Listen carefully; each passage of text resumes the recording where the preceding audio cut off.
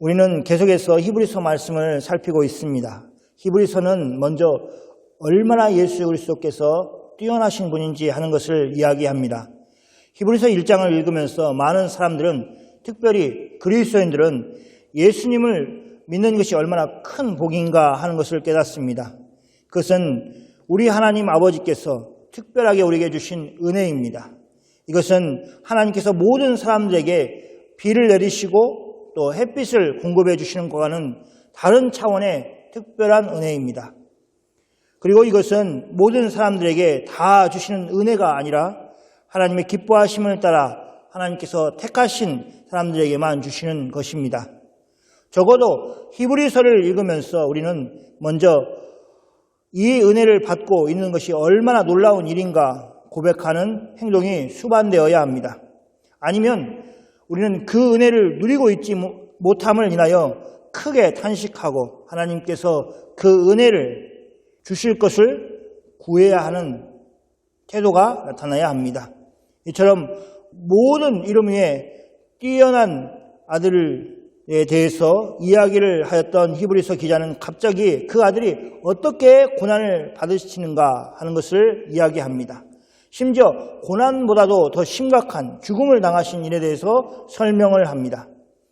예수님의 제자들은 예수님이 고난을 당하시고 죽으심을 보면서 얼마나 허망하였겠습니까?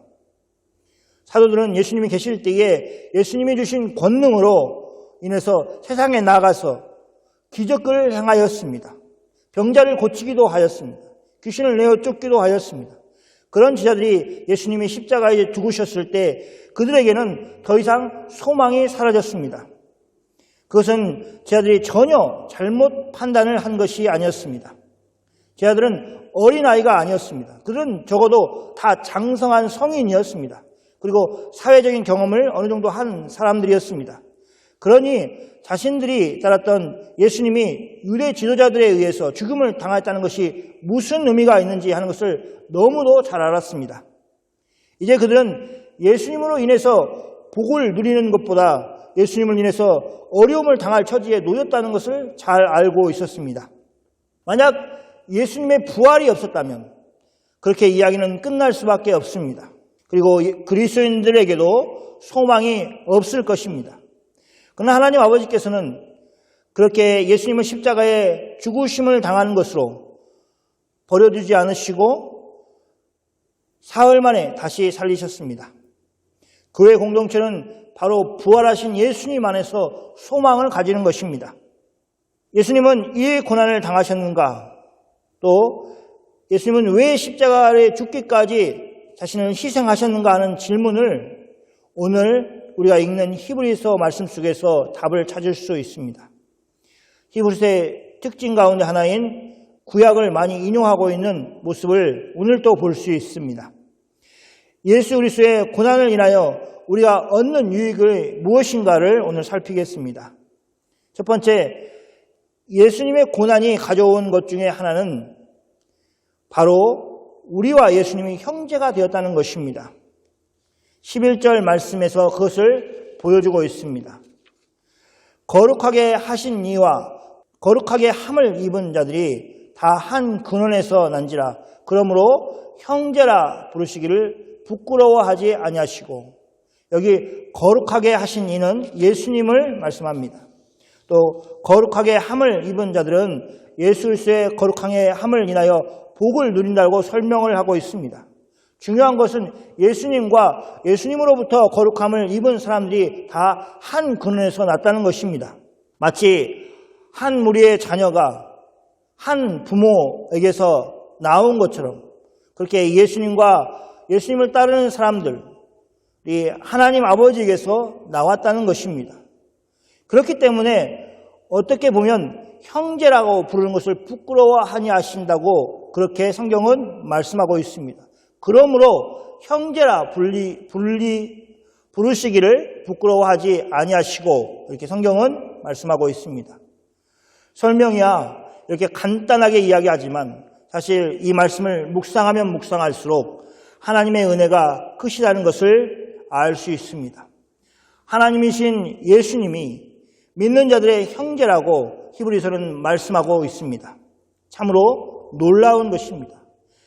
이렇게 형제라고 말씀하시는 이유 중에 하나는 바로 예수님이 고난을 당하셨다는 것입니다. 우리는 너무 성경이 이야기하는 하나님이 아니라 그리스 로마 신화에서나 나올 법한 그런 신들을 생각할 때가 많이 있습니다. 어렸을 때부터 기독교적인 배경에서 자라지 못한 분들은 특별히 더 그렇습니다. 그리고 자랐더라도 온전히 복음 가운데에서 교육받지 못했다면 더 그렇습니다. 세상은 성경이 얘기하고 있는 하나님, 인격적이신 하나님, 그분을 이야기하고 있지 않기 때문에 그렇습니다.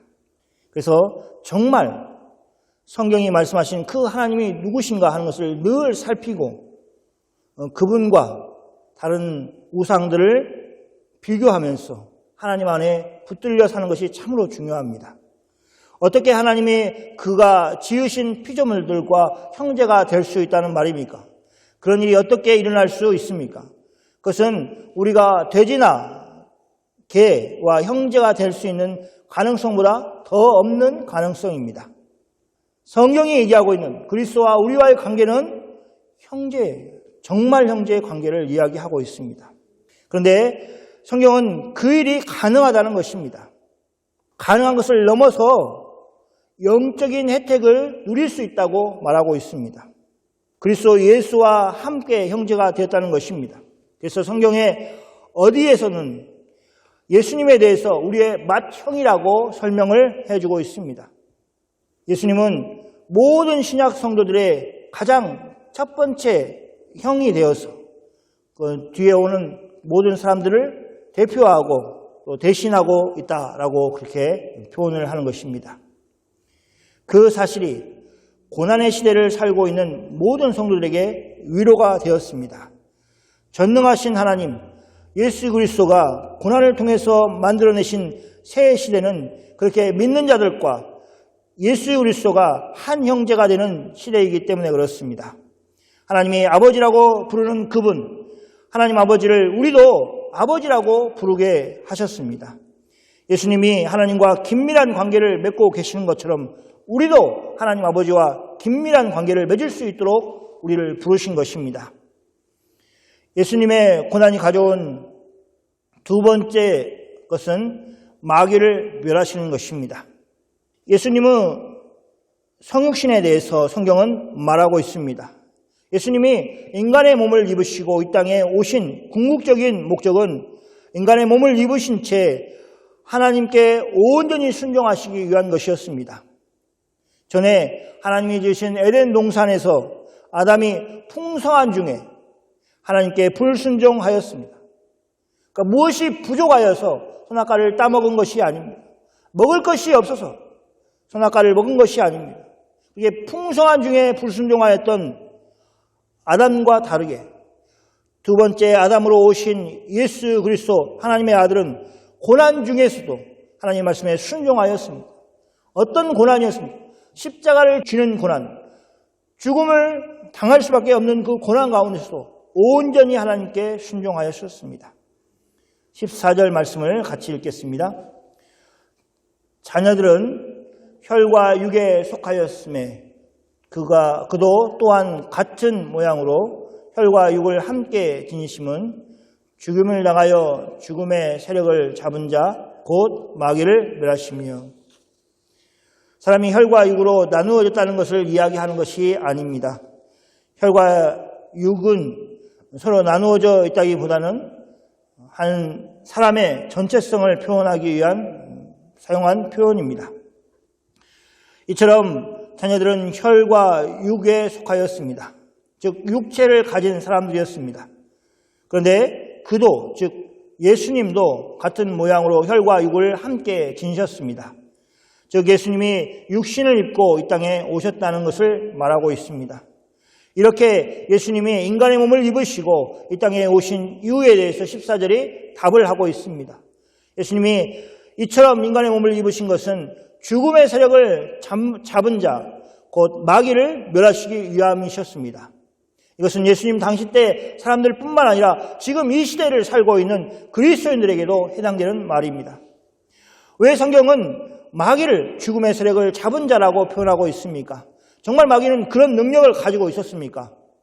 이것을 설명하기 위해서는 다시 우리는 아담의 범죄에 대해서 살펴야 합니다. 하나님이 창설하신 에덴 동산에 살고 있던 아담과 하와는 뱀에게 속아서 하나님이 먹지 말라고 하신 선악을 알게 하는 나무의 실과를 먹었습니다. 그때도 마귀는 아담과 하와를 속였습니다. 사단은 정직하게 아담과 하와에게 말하지 않았습니다. 아담은 그 속임수에 넘어가서 하나님을 대적하였습니다. 그 결과 인류에게 참혹함을 가져왔습니다. 그때부터 하나님이 아담에게 주신 모든 고난들은 다 빼앗기게 되었습니다. 속이는 마귀에게 빼앗기게 된 것입니다. 그리고 마귀 혹 사단은 자신이 마치 죽음의 세력을 잡은 자처럼 행동하였습니다. 그래서 사람들을 그것으로 협박하고 한평생 매달려 살 수밖에 없도록 만들었습니다. 그러나 예수님은 십자가에서 마귀의 속임수를 무너뜨리시고 마귀는 어떻게 죽음을 가지고 사람을 속이는 그 일을 더 이상 못하도록 만드셨습니다. 15절 말씀을 보겠습니다. 또 죽기를 무서워함으로 한평생며 종노릇하는 모든 자들을 놓아주려 하심이니. 마귀는 사람들에게 공갈 협박을 하였습니다. 그들은 죽기를 무서워하는 사람들에게 크게 그의 힘을 발휘하였습니다. 그들의 위력이 얼마나 대단한지 하는 것을 성경은 아주 적나라하게 말하고 있습니다. 또 죽기를 무서워함으로 한평생 매어 종노릇하는 이라는 표현을 사고 있습니다. 잠깐 동안이 아니라 한평생 종노릇한다고 말하고 있습니다. 저는 개인적으로 이 말씀을 읽을 때마다 내가 아직도 이렇게 종노릇하고 있는 것은 아닌가 깊이 생각을 해봅니다. 여기 죽기를 무서워하는 것이 잠깐의 일이 아니라 한평생 계속된다는 것이 얼마나 끔찍한 일입니까? 그러나 이것은 하나도 과장된 것이 아닙니다. 오히려 죽기를 무서워하지 않는 잠깐의 시간만 사람들에게 있을 뿐 한시도 죽음의 공포에 대해서 벗어나서 살 사람들은 아무도 없는 것입니다. 그래서 오직하면 한평생 매어 종노를 한다고 그렇게 말하고 있습니까? 그리고 그런 인생은 얼마나 참혹합니까?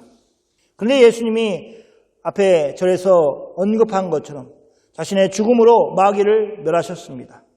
그래서 이처럼 죽음의 공포로 한평생 매어 종노를 하는 모든 자들을 놓아주시려 하셨습니다. 이것이 예수님이 십자가에서 죽으신, 또 십자가를 지실 때 의도하신 것입니다. 그 일에 대해서 우리 예수님은 기꺼이 십자가를 지시고 죽음을 당하셨습니다. 하나님 아버지와 아들이신 예수 그리스도께서 의도하신 대로 십자가의 죽음을 통해서 마귀를 멸하시고 그들의 거짓으로 취하였던 그 권세가 마귀의 것이 아님을 분명하게 선언하셨습니다. 그것은 이제 구원 사역을 이루신 예수 그리스도의 것이 되었다고 성경은 분명하게 밝히고 있습니다. 16절 말씀을 같이 읽겠습니다. 이는 확실히 천사들을 붙들어 주려 하심이 아니요 오직 아브라함의 자손을 붙들어 주려 하심이라. 히브리서는 15절에서 이야기한 모든 자들을 놓아주려 하심이 천사들이 아니라 아브라함의 자손이 그 대상이라는 것을 밝히고 있습니다. 여기서 배제되는 첫 번째 그룹은 천사입니다. 확실히 천사들을 붙들어 주려 하심이 아니오라고 성경은 말씀하고 있습니다. 그 뒤에 이어서 오직이라는 말을 사용해서 정말로 십자가의 구속을 통해서 붙들어 주기를 원하는 사람이 누구인가 하는 것을 밝히고 있습니다. 그 대상은 아브라함의 자손을 붙들어 주려 하심이라는 것입니다. 오직 아브라함의 자손을 붙들어 주려 하심이라. 언뜻 보면 아브라함의 자손이라고 하였을 때 유대인들을 생각할 것입니다. 히브리서의 첫 번째 독자들이 유대 그리스도인이었습니다. 그래서 이 그리스도 예수의 구속의 결과가 아브라함의 자손들을 붙들기 위함이라고 말하였을 때 그들은 큰 위로를 받았을 것입니다. 특별히 당시 예수님을 믿는 것을 인하여서 고난을 당하고 있었던 그들의 입장에서는 아브라함의 자손을 붙들어 주려 하신다는 이 말씀이 그들에게 큰 위로가 되고 곧바로 적용이 되었을 것입니다. 하지만 여기서 우리가 생각할 것이 있습니다. 과연 누가 아브라함의 자손이냐 하는 것입니다.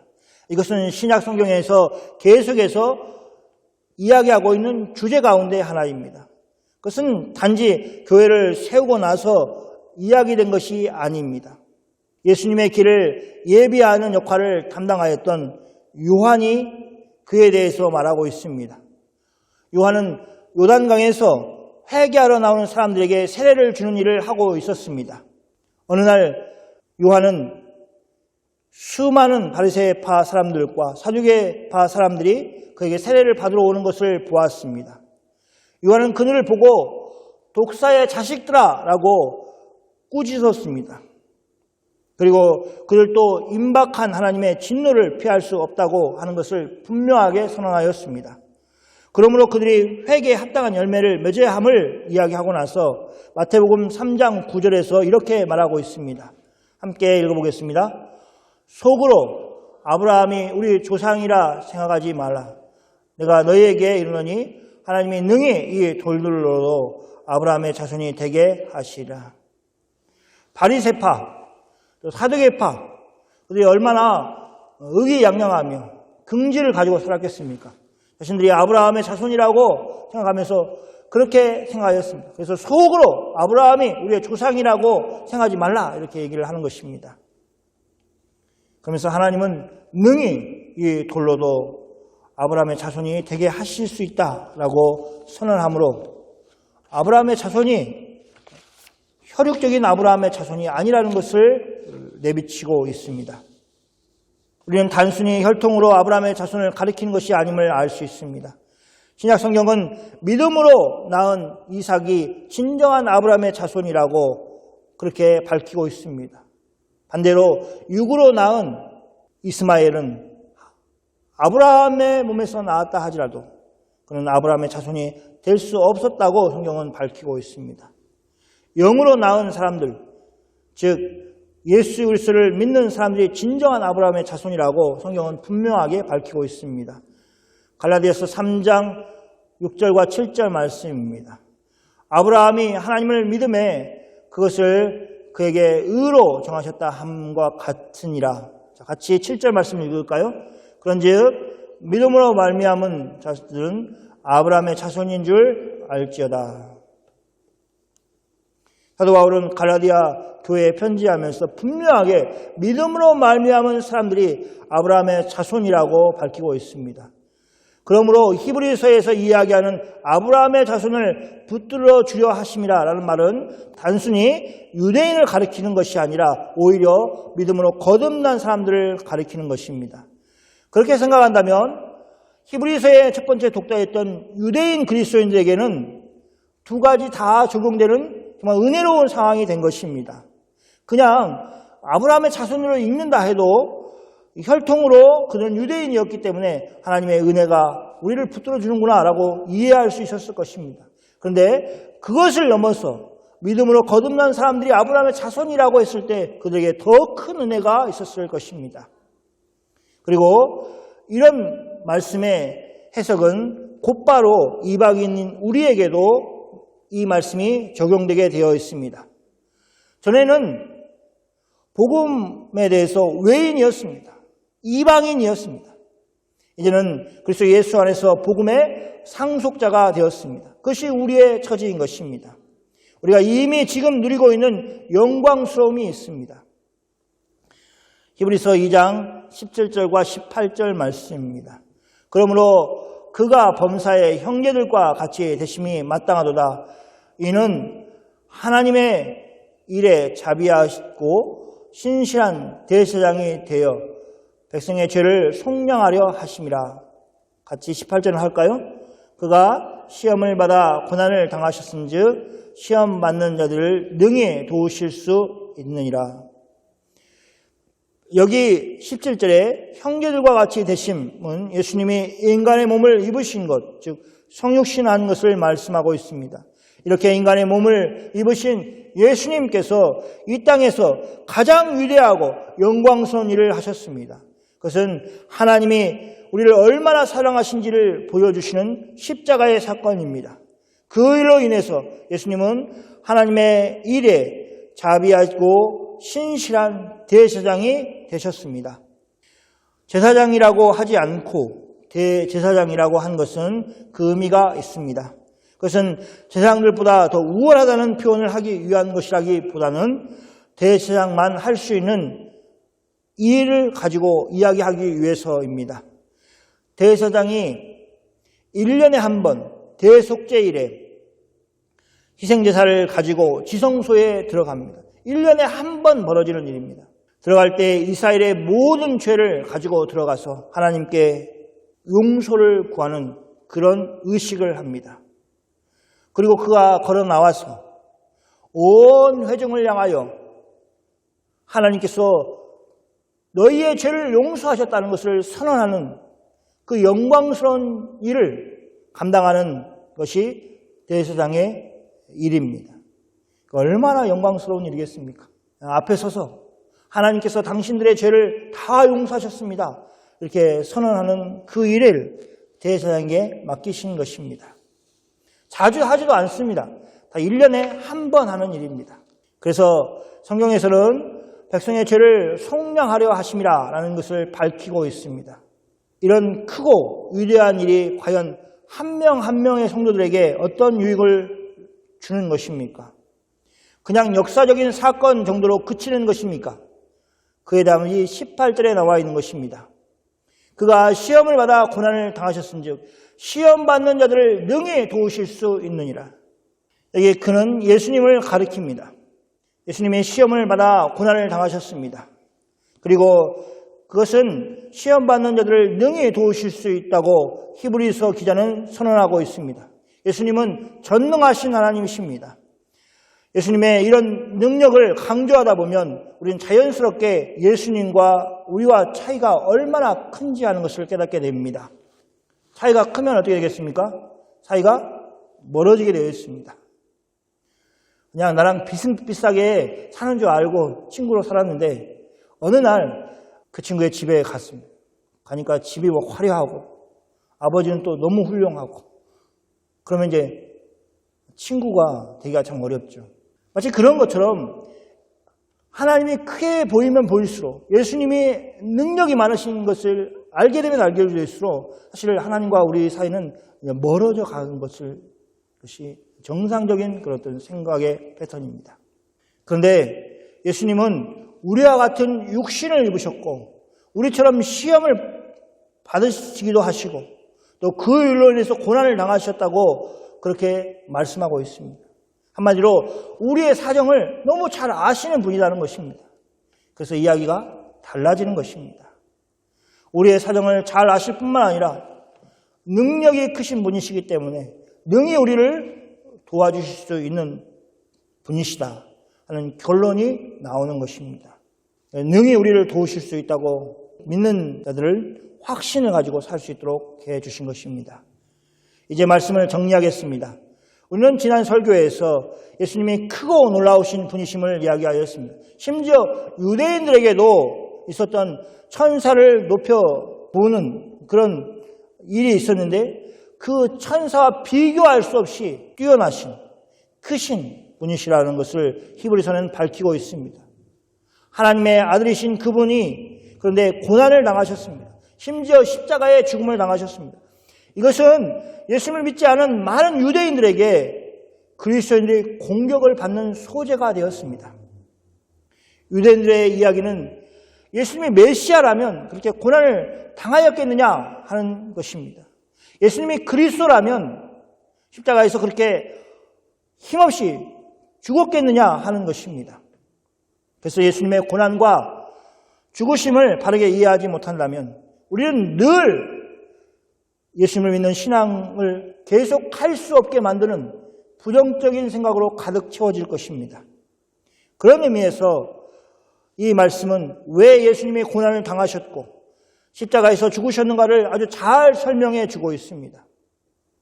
유대 그리스도인들은 이 말씀을 듣고 나서 굳건한 신앙과 굳건한 믿음을 소유할 수 있도록 도와주는 귀한 성경 말씀입니다.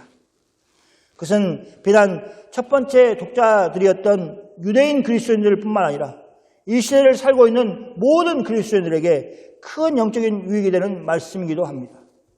하나님이 살아계신다면, 네가 얘기하는 것처럼 하나님이 능력이 많으신다면 왜 이 코로나가 멈추지 않느냐 하고 조롱하는 그들에게 우리는 이 본문 말씀이 얘기하고 있는 것을 들려줄 필요가 있습니다.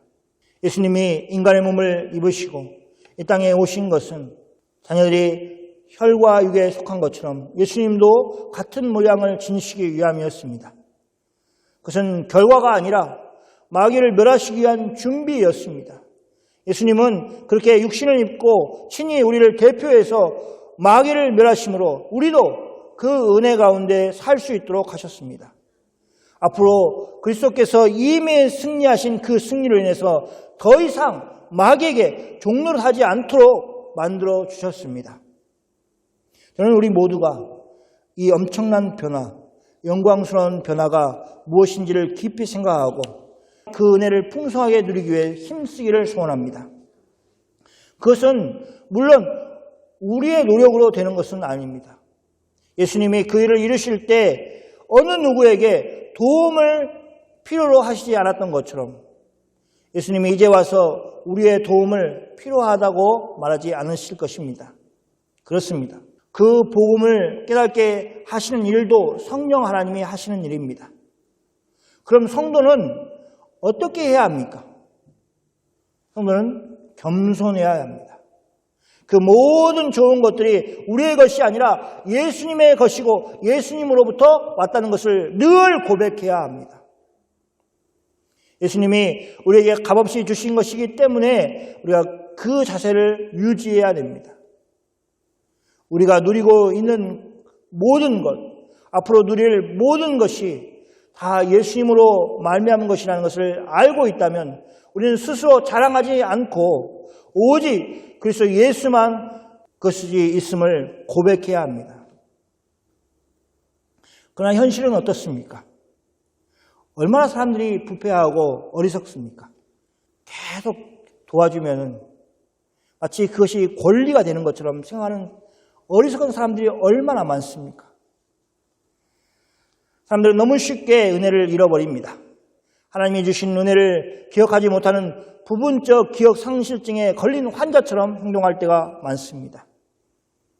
그런 자신의 모습에 대해서 심각하게 생각하는 것이 아니라 오히려 당당해지는 그런 어리석은 사람들을 너무도 많이 봅니다.